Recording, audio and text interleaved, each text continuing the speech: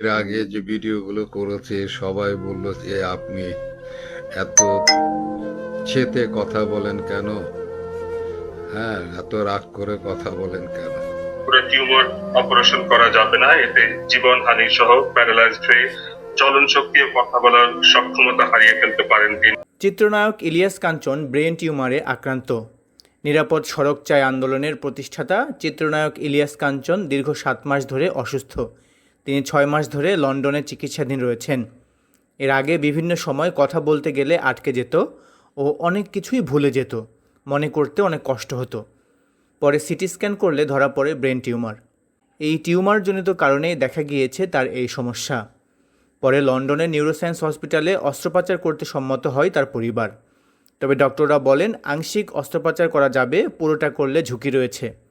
আর বাকি অংশটুকু মোট 30 দিনে কেমোথেরাপির মাধ্যমে অপসারণ করতে হবে।